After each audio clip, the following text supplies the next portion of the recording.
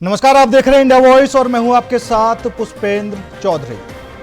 उत्तराखंड में राज्य सरकार विकास के लिए लगातार नए नए काम कर रही है। उत्तराखंड में राज्य सरकार के कमाई के मुख्य स्रोत आबकारी और खनन विभाग होते हैं। ऐसे में खनन विभाग ने पिछले साल की तुलना में इस बार प्रथम तिमाही में ही राजस्व प्राप्ति के सभी रिकॉर्ड तोड़ दिए हैं। खनन विभाग में राजस्व प्राप्ति के प्रथम तिमाही में इस बार 331 करोड़ का राजस्व प्राप्त हो चुका है, जबकि अभी लंबा समय सत्र समाप्ति के लिए बचा हुआ है। राज्य सरकार के लिए राजस्व प्राप्ति में यह शुभ संकेत है कि आबकारी के साथ साथ खनन विभाग ने अपना लक्ष्य से ज्यादा राजस्व प्राप्त करना शुरू कर दिया है। यह मुख्यमंत्री पुष्कर सिंह धामी की कुशल कार्य क्षमता को दर्शाता है, जिसके नेतृत्व में विभाग अपने लक्ष्य को प्राप्त करने के लिए लगातार मेहनत कर रहे हैं और बेहतर परिणाम भी आने लगे हैं। इस बार तिमाही में ही पिछले साल की तुलना में 22% से ज्यादा राजस्व प्राप्ति हो चुकी है, जबकि पिछली बार सारे रिकॉर्ड तोड़ते हुए 1000 करोड़ से ज्यादा का राजस्व खनन में विभाग ने प्राप्त किया। राजस्व प्राप्ति की दिशा में दूसरे विभाग भी बेहतर कार्य कर रहे हैं, लेकिन सरकार को उम्मीद सबसे ज्यादा खनन विभाग से होती है और यही वजह है कि मुख्यमंत्री पुष्कर सिंह धामी की देखरेख में उनके दिए गए दिशा निर्देशों का अनुपालन करते हुए विभाग के अधिकारियों ने जो काम किए हैं उसके सफलतम परिणाम फिलहाल दिखने लगे हैं। आपको एक बार सुनवा देते हैं कि क्या कुछ प्रतिक्रियाएं मिली। मुख्यमंत्री पुष्कर सिंह धामी जी के नेतृत्व में राज्य हर क्षेत्र में, चाहे हम आर्थिक क्षेत्र की बात करें या विकास के क्षेत्र में बात करें, हर क्षेत्र में राज्य का चौमुखी विकास हो रहा है और हर क्षेत्र में राज्य आगे बढ़ रहा है।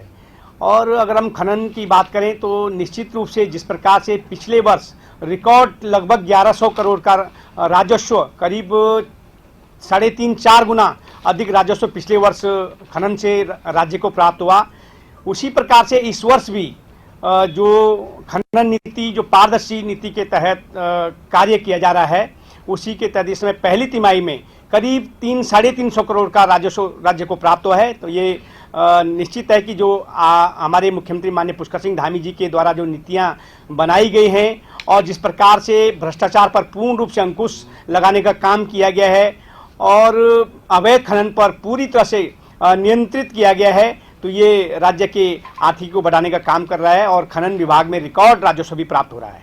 जो बेवकूफ लोग हैं उनको समझाने के लिए बहुत अच्छा शिगुफा है कि हर साल राजस्व में वृद्धि हो रही है, लेकिन जो पढ़े लिखे लोग हैं वो इस बात को समझेंगे कि जब रॉ मटेरियल में उसकी कीमतों में वृद्धि हो रही है, आज का ईंट, सरिया, सीमेंट आप देखिए और आज से 2 साल पहले का देखिए, जमीन आसमान का फर्क हो गया है रेट्स में, तो राजस्व वृद्धि क्यों नहीं होगी? जब रॉ मटेरियल ही महंगा बिक रहा है बाजार में तो फिर राजस्व वृद्धि तो होनी ही है। लेकिन हमारा सवाल ये है, जो सवाल है वो जस का तस है कि अवैध खनन हो रहा है या नहीं हो रहा है प्रदेश में, जिसके ऊपर लोकसभा के अंदर खड़े होकर पूर्व मुख्यमंत्री और हरिद्वार से सांसद त्रिवेंद्र रावत जी ने बात रखी थी, जिसके लिए 2 पेजों का लंबा पत्र मात्र सदन ने दिल्ली हाईकमान को लिखा था कि धड़ल्ले से यहाँ अवैध खनन हो रहा है। अवैध खनन एक अलग विषय है और राजस्व वृद्धि एक अलग विषय है, और ये जानकार जो इकोनॉमिक्स जरा भी समझते हैं वो समझेंगे कि जब कीमतों में वृद्धि होती है तो राजस्व में भी वृद्धि पर करेंगे चर्चा में शामिल होने के लिए हमारे साथ भारतीय जनता पार्टी से हनी पाठक जी हैं और कांग्रेस से हमारे साथ गिरिराज किशोर जी हैं। आप दोनों मेहमानों का बहुत बहुत स्वागत है। सबसे पहले हनी पाठक जी आप ही, क्योंकि जो खनन विभाग ने अब तक के सारे रिकॉर्ड तोड़े हैं और लगातार 2023 से ये रिकॉर्ड बनते रहे, टूटते रहे, ये भी दावे किए जा रहे हैं कि मात्र खनन विभाग या राजस्व की बात नहीं है, हर क्षेत्र में नए रिकॉर्ड बनाने का काम धामी सरकार कर रही है।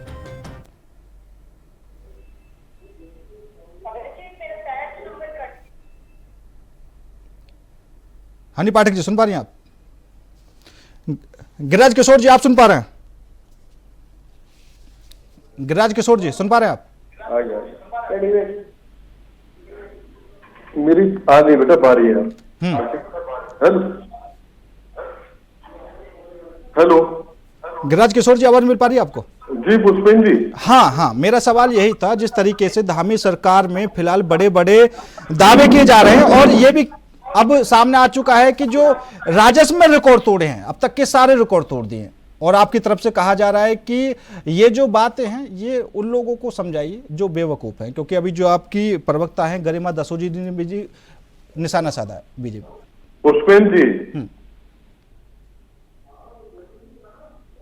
जी बोलिए। पुष्पेंद्र जी बोलिए बोलिए। अवैध खनन प्रदेश में लगभग चरम पे है। राजस्व अगर बढ़ रहा है, अगर राजस्व बढ़ रहा है, हाँ, तो कीमतें भी बढ़ी हैं। चाहे कोर सेंट हो, चाहे गिट्टी हो, ठीक है, डस्ट हो, भाई कीमतें बढ़ी है ना। अगर राजस्व बढ़ा है, आपको ये दिख रहा है सरकार को राजस्व बढ़ा है, बहुत अच्छी बात है, बढ़ना चाहिए। लेकिन पुष्पेंद्र जी, जमीनी हकीकत ये है प्रदेश की कि इन्हीं के पार्टी के पूर्व में मुख्यमंत्री और मेंबर ऑफ पार्लियामेंट जो हरिद्वार को रिप्रेजेंट कर रहे हैं सबसे बड़ी पंचायत में, तीरथ सिंह रावत, संसद में त्रिवेंद्र सिंह रावत जी, त्रिवेंद्र सिंह रावत जी, उन्होंने मुखर होकर कहा कि अवैध खनन हो रहा है राज्य में, राजस्व की हानि हो रही है। आप स्वयं सोचिए, भाजपा के एक बहुत बड़े नेता पूर्व में जो मुख्यमंत्री रहे हो, वो अपनी सरकार को कटघरे में खड़ा कर रहे हैं। साथ ही साथ मुन्ना सिंह चौहान सिटिंग विधायक, हाँ, उन्होंने भी कई वीडियो भेजी हैं, उन्होंने रोकी गाड़ी। जो अवैध खनन करके जो एक ट्रैक्टर जो चल रहा था उसमें कोर सेंट थी, उसको रोक के, उसके विजुअल्स भी आपने देखे होंगे, वो सिटिंग विधायक है भाजपा के। अब आप स्वयं सोचिए कि पार्टी का एक वाकई एक जो मेंबर ऑफ पार्लियामेंट है और एक विधायक है, एमएलए है पार्टी से, रूलिंग पार्टी के, वो मुखर होके अपनी पार्टी के विरुद्ध ये बात और पटल पे रख रहे हैं कि सरकार राजस्व की जो हानि हो रही है निश्चित रूप से इससे कोई कार्रवाई करे, ठोस कार्रवाई करे।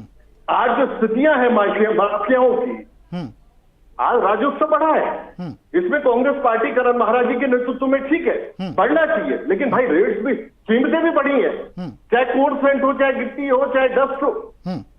लेकिन साथ ही साथ जो है अवैध खनन की बात अगर रखी जा रही है, अरे भाई ये राजस्व कम से कम 3 गुना, हाँ, मतलब और 4 गुना हो जाना चाहिए। हाँ, गिरिराज जी, आपके कहने का मतलब ये है कि खनन से राजस्व तो बढ़ा है, लेकिन जो अवैध खनन है उसको नहीं रोक पाई ये सरकार। पुष्पेंद्र जी, एक बात मैं रखना चाहूंगा, हाँ, अगर 4 गाड़ियां निकल रही हैं तो 4 में से 1 रवन्ने के साथ निकल रही है और 3 गाड़ियां अवैध खनन की। ओके, जो माफिया जो काम कर रहा है इस समय, वो आप स्वयं इसमें सारी सरकार जो है पूरी लिप्त है, पूरी सरकार, जिसमें समूचे मंत्रीगण भी हैं, पूरी सरकार इसमें लिप्त है। बिना सरकार के संरक्षण के कैसे सारी चीजें पॉसिबल हो सकती हैं, आप स्वयं सोचिए। ठीक है, हनी पाठक जी, अगर 4 गाड़ियां रेवेन्यू की निकल रही हैं तो उनमें 3 अवैध खनन की हैं, यह आरोप है। भी हम किसी जगह बयान देते हैं, हाँ, कोई बात रखते हैं, तो उसका आधार कहीं से ठोस प्रमाण के साथ होना चाहिए। 3 गाड़ी निकल रही है, उसके साथ अवैध निकल रही है, इसका कोई प्रमाणिकता के साथ जवाब है इनके पास? नहीं, उदाहरण तो दे रहे हैं ना, मुन्ना चौहान है विधायक, उनका उदाहरण दिया है। चौहान जी ने जो ट्रैक्टर पकड़ा था वो अवैध नहीं था। हाँ, मैं समझ की परिणति नहीं थी वो। किशोर जी, ठीक है, किशोर जी, मैं आपसे हाथ जोड़कर निवेदन कर रही हूँ कि आपके अपने टर्न पे मैंने आपकी सारी बात धैर्य पूर्वक सुना है, आप प्लीज मेरी टर्न पे मत बोलिए। काउंटर बनेगा नहीं, काउंटर बनता है तो नहीं, काउंटर के लिए मैं आपको समय दे दूंगा। अगर वो काउंटर बनाने के लिए काफी है जो एंकर बैठे हैं। आपने जो बात कही है, उन्होंने तुरंत काटा है मेरी बात को, उन्होंने तुरंत काटा है, हमारे विधायक जी का नाम लेके उन्होंने तुरंत काटा। सुनने के अंदर नहीं सकते कि सुनिएगा, ठीक है गिरिराज जी, सुन लीजिए, मैं आपको समय दे दूंगा। करिएगा, ठीक है, मैं आपसे निवेदन कर रही हूँ। पुष्पेंद्र जी, जहां तक मुन्ना सिंह चौहान जी का सवाल अभी आपने मुझ पर रखा है, मैं उसका ये जवाब देना चाहती हूँ कि एक विधायक होने के नाते उन्होंने कहीं भी कोई भी चीज में गड़बड़ी पाई है तो उन्होंने वो बात रखी है, कहीं से उन्होंने ये थोड़ी कहा है कि भ्रष्टाचार में लिप्त रहो और मैं आंखें बंद कर लूंगा। हमारी सरकार एकदम 24/7 सजग रहती है। उसमें कुछ उन्होंने कल कमी पाई, उन्होंने निकटतम अधिकारी को सूचना दी और उस पर कार्रवाई करने की बात करी। हाँ, लेकिन हनी पाठक जी, विपक्ष में रहते हुए, हाँ, हनी पाठक जी, यहाँ पर सवाल ये है, क्या ठोस प्रमाण है? हाँ, यहाँ पर सवाल ये है कि जो काम अधिकारियों को करना चाहिए वो विधायक क्यों कर रहे हैं? हाँ देखिए, बिल्कुल सही बात है पुष्पेंद्र जी। हाँ। अगर अधिकारी हमारे किसी भी तरह से किसी काम में कमी ला रहे हैं, हाँ। तो उसके लिए ठोस कार्यवाही के लिए हमारे मुख्यमंत्री जी ने पूरी तैयारी करी हुई है। ऐसे ही 200 से ज्यादा भ्रष्टाचारियों को जेल नहीं भेजा गया है। ऐसे ही लोगों को किशन चिन्ह जैसे IFS वगैरह को सस्पेंड नहीं किया गया है। कुछ चीजें अगर लिप्त पाई गई है तो उस पर भ्रष्टाचार के लिए हमारी सरकार जीरो टॉलरेंस की नीति पे लगातार कार्यरत है। और अब मैं राजस्व पे आती हूँ पुष्पेंद्र जी। अगर राजस्व अवैध चल रहा होता तो इतनी राजस्व की प्राप्ति खनन से कैसे हो जाती? ये भी तो सोचने वाला विषय है और सोचनीय विषय है कि अगर राजस्व की प्राप्ति हो रही है, सही ढंग से हो रही है, तभी तो रेवेन्यू जनरेट हो रहा है। अगर कहीं से भी किसी भी जगह से कमी होती तो रेवेन्यू जनरेट होता ही नहीं। और दूसरी बात मैं ये कहना चाहूंगी कि अभी इन्होंने कहा गिरिराज किशोर जी ने कि रेवेन्यू तो बढ़ेगा ही, इस तरीके से चीजों में महंगाई हो जाएगी तो रेवेन्यू तो बढ़ेगा ही। मैं गिरिराज जी आपको एक बात बताना चाहूंगी, पहले तो तथ्यों के आधार पर बात किया करिए। आप उस समय की बात कर रहे हैं जब 1 रुपए में हम लोगों बहुत खुश हो जाते थे और कि पापा और मम्मी ने 1 रुपए दे दिया और इस 1 रुपए से हम लोग पूरे दुकान में से पता नहीं कितने सामान खरीद लेंगे।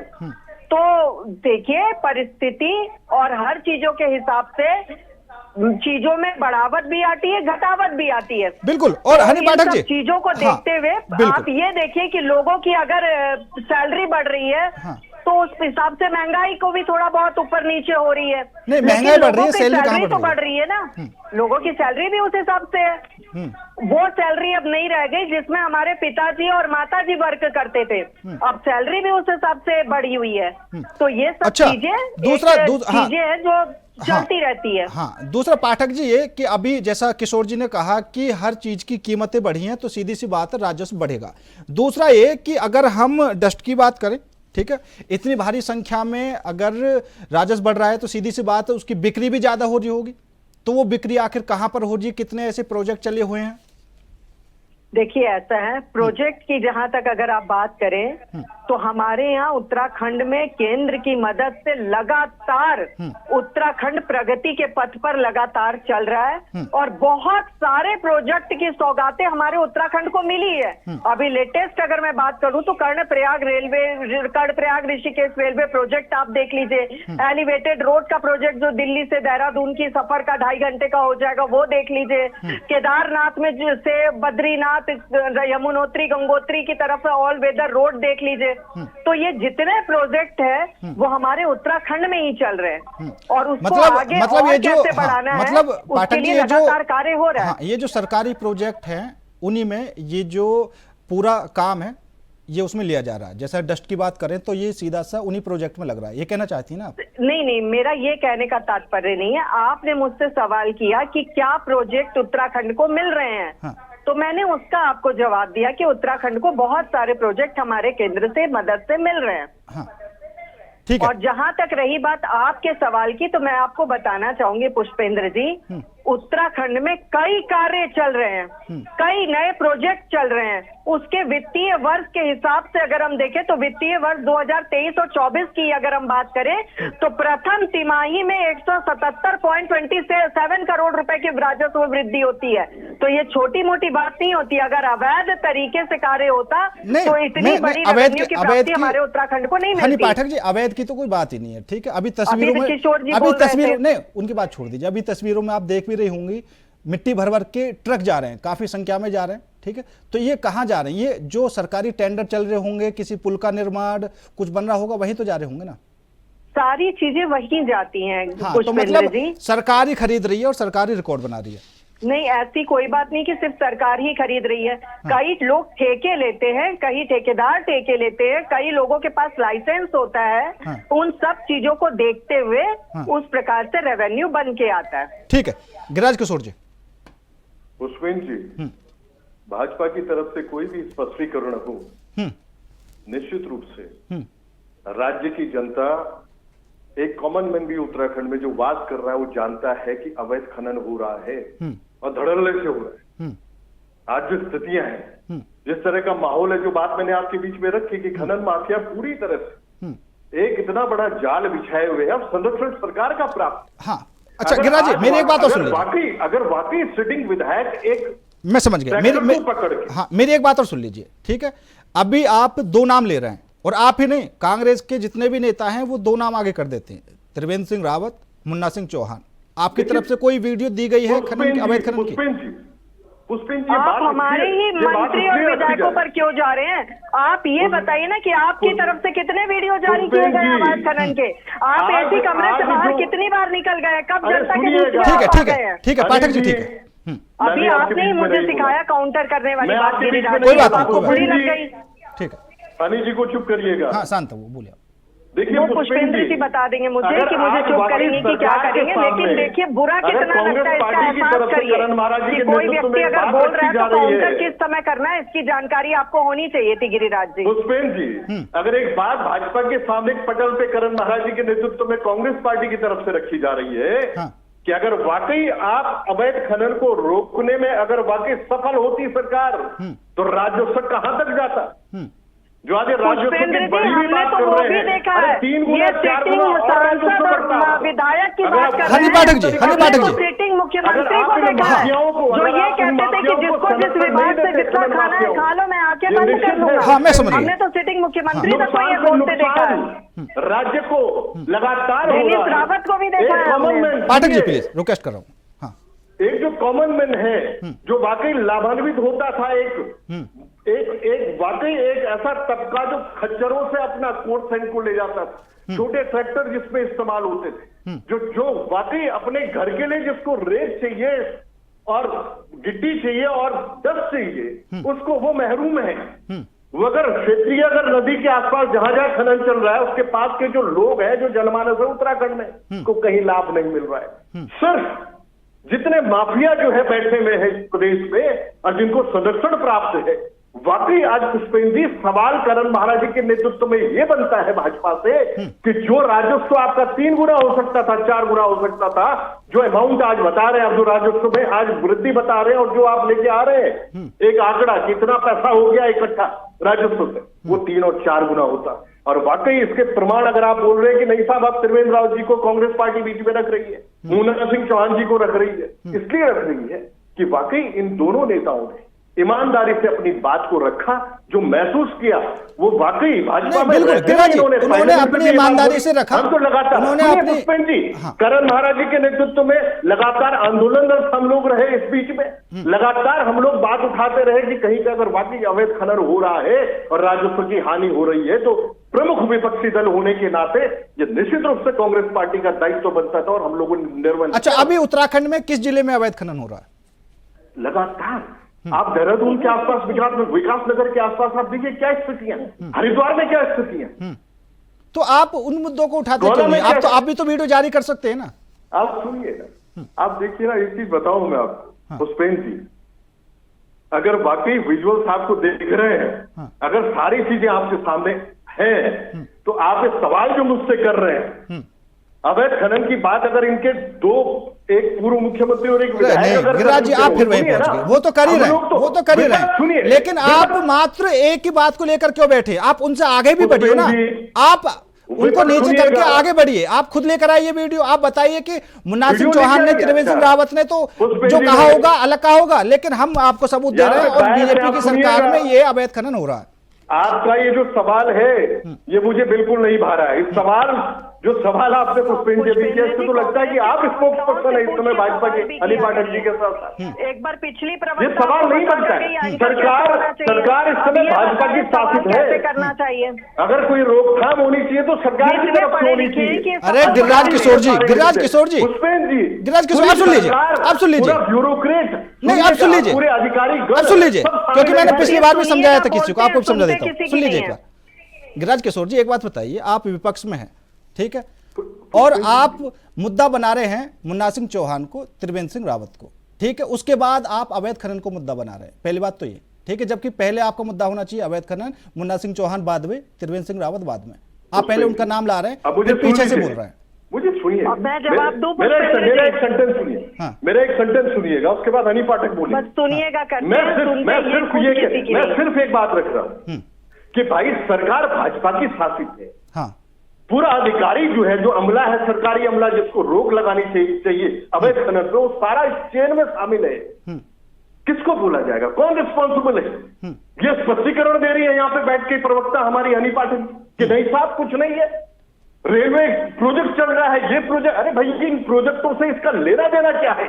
अगर अवैध खनन हो रहा है, राजस्व की हानि हो रही है, तो कांग्रेस पार्टी निश्चित रूप से मुखरता से, और आज भी और आने वाले समय में भी, अभी पुष्पेंद्र जी का समय बचा हुआ 1 साल का, और निश्चित रूप से इनको जो सोई हुई स्थिति में होते हैं और वाकई भ्रष्टाचार में पूरी तरह से लिप्त ये सरकार है पुष्पेंद्र जी, आज तक इनके रिजल्ट में किसी मंत्री पे आज तक आय से अधिक संपत्ति के मामले में कोई कहीं से, अच्छा ठीक है, दूर तक कोई कार्यवाही नहीं, ठीक है, समय कम है। हनी पाठक जी आप जवाब दीजिए।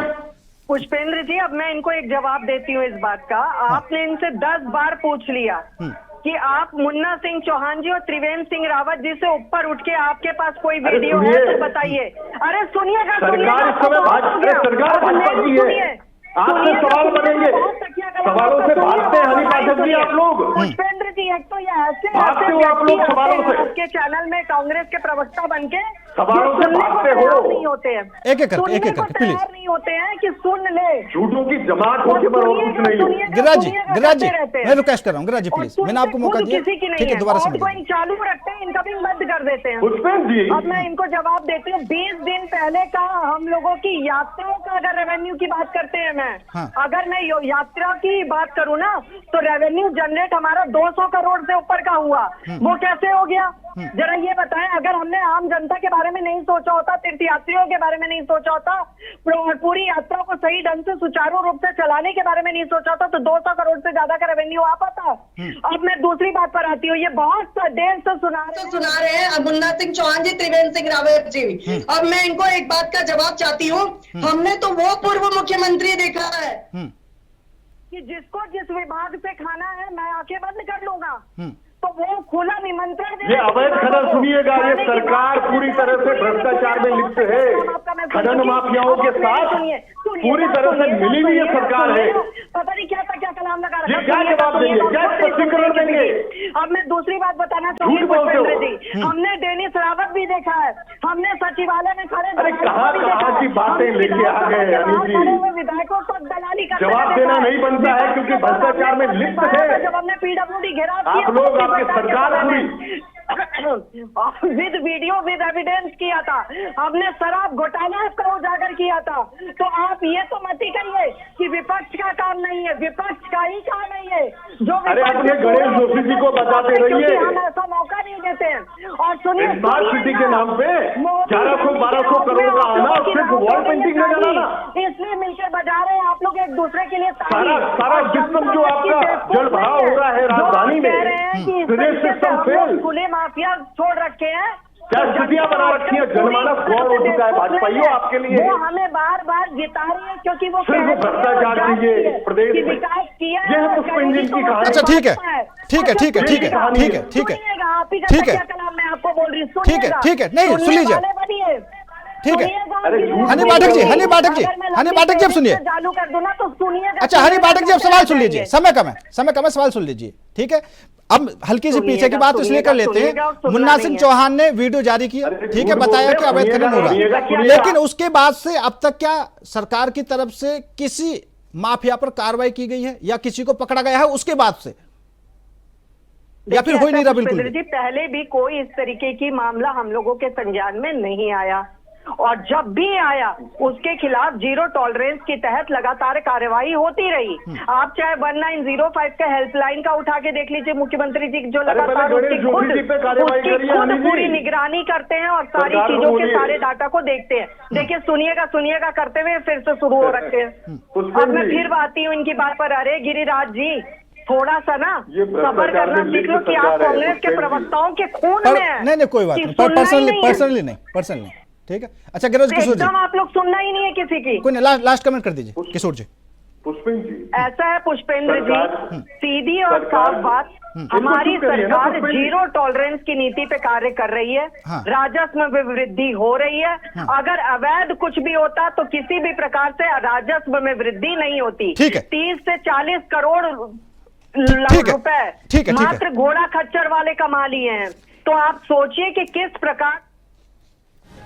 चलिए, समय की कमी है और आप दोनों मेहमानों का मैं यहाँ पर धन्यवाद करूंगा, लेकिन उत्तराखंड में खनन विभाग की जो रिकॉर्ड तोड़ कमाई देखने को मिली है, सब धामी सरकार की वाहवाही कर रहे हैं। फिलहाल मेरे साथ इस खास पेशकश में इतना है। नमस्कार।